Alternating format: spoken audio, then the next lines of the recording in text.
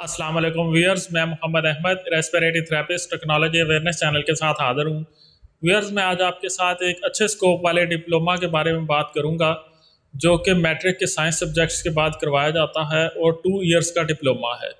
यह डिप्लोमा करने के बाद आप फ़ौरन अर्निंग के काबिल हो जाते हैं। तो आज हम जिस डिप्लोमा के बारे में डिस्कस करेंगे उसका नाम है एनेस्थीसिया टेक्नीशियन का डिप्लोमा। व्यूअर्स, आपने ये वीडियो एंड तक देखनी है। इस वीडियो के अंदर मैं आपको एनेस्थीसिया टेक्नीशियन के डिप्लोमा की कंप्लीट इन्फॉर्मेशन दूंगा, जिसमें इसका एडमिशन क्राइटेरिया, इसका फ़ीस स्ट्रक्चर, इसका ड्यूरेशन और फिर इसके करने के बाद इसका कंप्लीट स्कोप और ये किधर किधर जॉब कर सकते हैं, ये तमाम इन्फॉर्मेशन इस कंप्लीट वीडियो में मैं आपको दूंगा। गवर्नमेंट हॉस्पिटल्स में एनेस्थीसिया टेक्नीशियन की जॉब जो हैं वो 9th स्केल की आती हैं।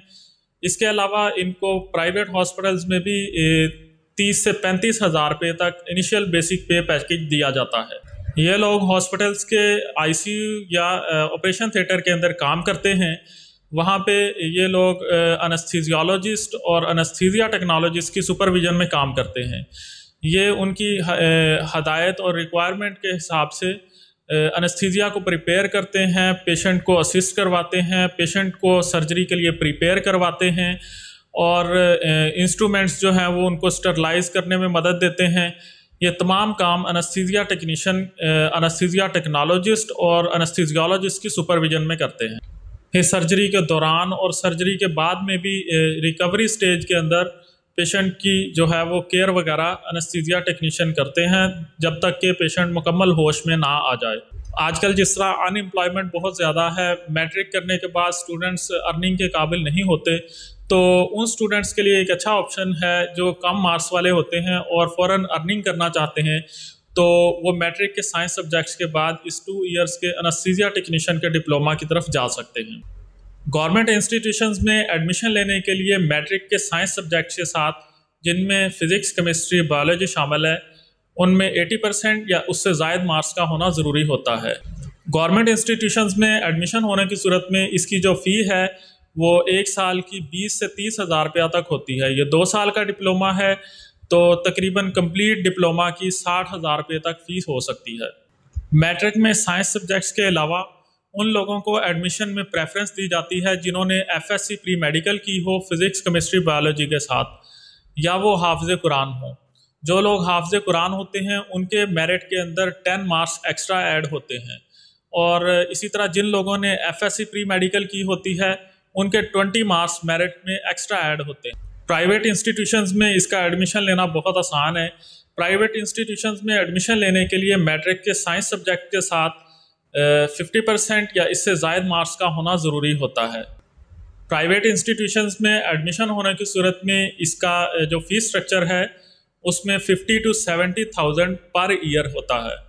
यानी ये 2 इयर्स का डिप्लोमा है तो इसकी फ़ी कंप्लीट डिप्लोमा की प्राइवेट इंस्टीट्यूशंस के अंदर 1 से 1.5 लाख रुपए तक हो सकती है। ये डिप्लोमा चंद एक गवर्नमेंट इंस्टीट्यूशंस करवाते हैं और बहुत सारे प्राइवेट इंस्टीट्यूशंस भी इस डिप्लोमा को पूरे पाकिस्तान में करवाते हैं।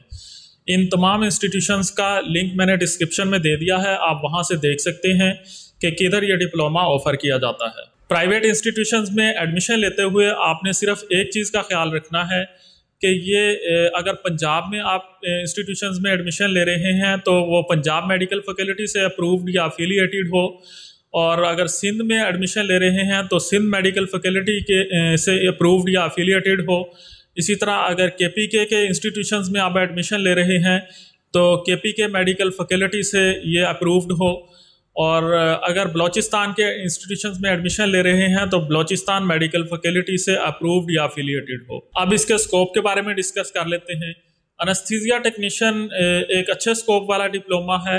ये उन स्टूडेंट्स के लिए एक अच्छी ऑप्शन हो सकती है जो लोग फर्दर स्टडीज़ नहीं करना चाहते और मैट्रिक के फ़ौरन बाद कमाना चाहते हैं, अर्न करना चाहते हैं, और या उन लोगों को ये डिप्लोमा करना चाहिए जिनके मैट्रिक के अंदर मार्क्स बहुत कम है, यानी 600-700 मार्क्स हैं, तो वो आगे फर्दर कुछ और भी नहीं कर सकते।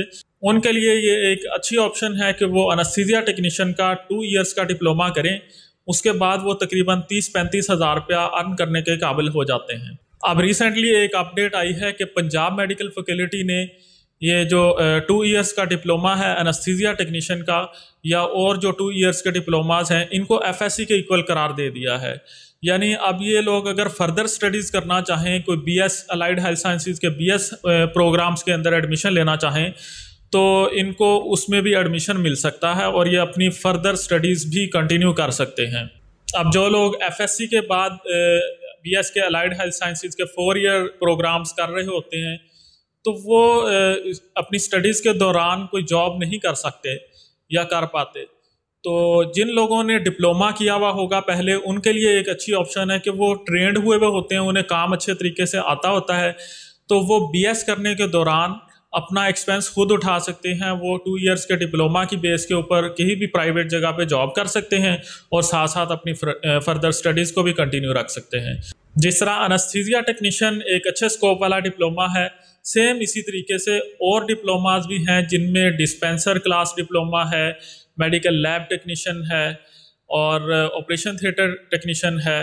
इसी तरह और भी 2 इयर्स के डिप्लोमाज हैं। फार्मेसी टेक्नीशियन, डिस्पेंसर टेक्नीशियन और मेडिकल लैब टेक्नीशियन के डिप्लोमास के बारे में मैंने डेडिकेटेड वीडियोस बनाई हुई हैं, उनका लिंक मैंने डिस्क्रिप्शन में दे दिया है, आप उनको वहां से देख सकते हैं। उनकी कंप्लीट डिटेल मैंने दी हुई है।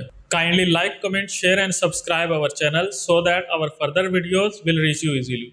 Thank you for watching. Mohammad Ahmed respiratory therapist को टेक्नोलॉजी अवेयरनेस चैनल के साथ इजाज़त दीजिए। अल्लाह हाफिज़।